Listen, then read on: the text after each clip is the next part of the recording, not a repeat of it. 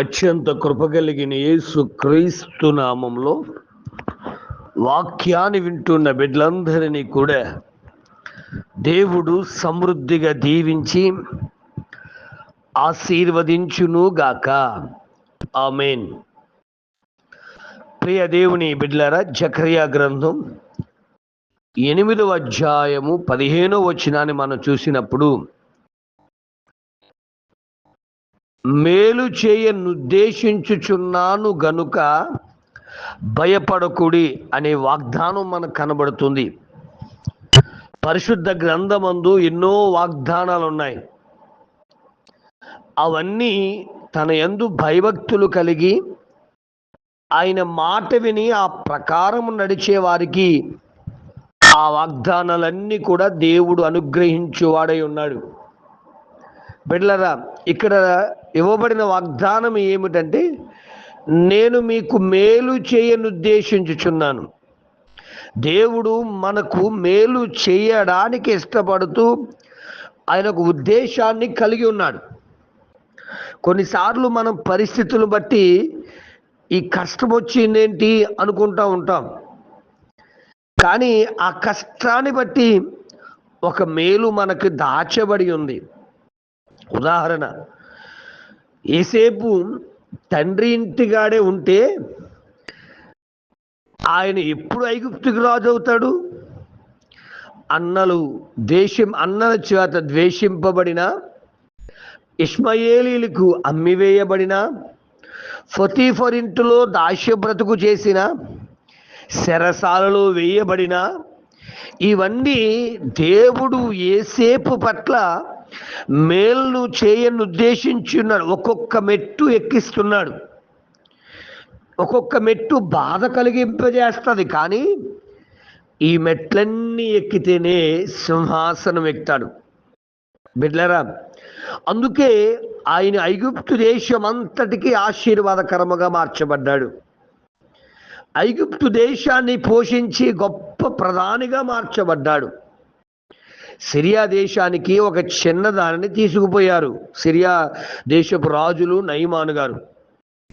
ఆ చిన్నది నయమాను ఇంటిలో ఉండి నయమానుతో మాట్లాడుతుంది. ఏమన్నా తెలుసా? అమ్మా, నా యజమానుడు గనక మా దేశములో ఉన్న ప్రవక్త దగ్గరికి వెళ్తే ఆయన తప్పకుండా ప్రార్థిస్తాడు, మా యజమానుడు బాగుపడతాడు అని. మరి తర్వాత మాట విన్న నయమాను ఎలీషా దగ్గరికి వెళ్ళడం, ఆయన మాట వినడం, బాగుపడడం. అక్కడ జరిగిన సంగతి, నయమాను బాగుపడిన తర్వాత ఇటువంటి దేవుడు మరి ఎవ్వడు ఈ భూమి మీద లేడు అని ఒక సాక్ష్యం ఇస్తున్నాడు.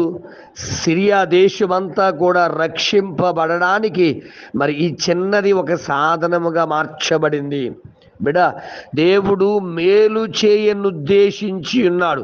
నీ ద్వారా దేశాలను మారుస్తాడేమో, నీ ద్వారా కుటుంబాలకు ఆశీర్వాదకరముగా మారుస్తాడేమో, నీ ద్వారా అనేక మంది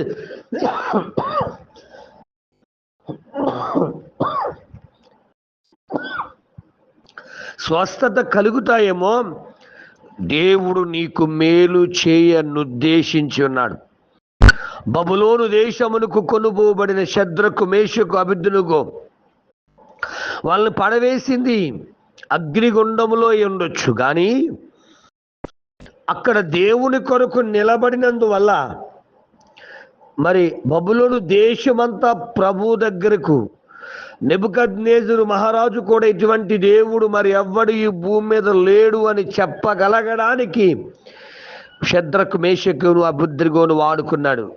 దేవుడు వారికి మేలు చేయనుద్దేశించి ఉన్నాడు కాబట్టే వారికి కొన్ని శ్రమలను అనుమతించాడు. బిడా, ఒకవేళ ఈ రోజున నీవు శ్రమలలో, బాధలలో, కష్టములో, ఇరుకులో, ఇబ్బందులలో చాలా కాలము నుంచి ప్రార్థిస్తున్న ప్రార్థన విన్నపము కూడా నెరవేర్చబడక నిరాశలోకి వెళ్ళిపోయేవేమో. భయపడకు. దేవుడు మరొక్కసారి తెలియచేస్తూ ఉన్నాడు, నీకు మేలు చేయనుద్దేశించి ఉన్నాడు గనుక నువ్వు భయపడద్దు. పరిశుద్ధ గ్రంథం కొన్ని విషయాలు మనం చదివితే 2వ దినవృత్తాంతాల గ్రంథం 32వ అధ్యాయము 7వ వచనంలో మరి హిజ్కియాతో మాట్లాడుతున్న మాట, మరి శత్రువు కన్నా మనకు ఎక్కువైన సహాయము అనుగ్రహించగలిగిన దేవుడు మనకున్నాడు కాబట్టి భయపడకు అంటాడు.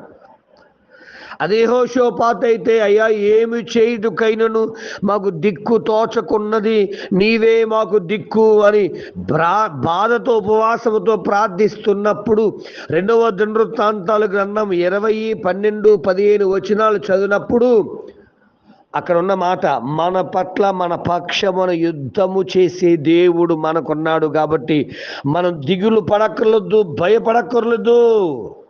బిడలారా, ఆయన ఆత్మ మన మధ్య ఉన్నది గనుక మనకు భయపడవలసిన పని లేదు. మనకు సహాయము చేయవాడు ఈ లోకములో ఉన్నవాడి కంటే గొప్పవాడు కాబట్టి భయపడకూడదు. ఈ వాగ్దానాన్ని ఈరోజంతా ఎత్తి ప్రార్థించండి. మేలు చేయవాడు నా దేవుడు నాకు మేలు చేయని ఉద్దేశిస్తున్నాడు కాబట్టి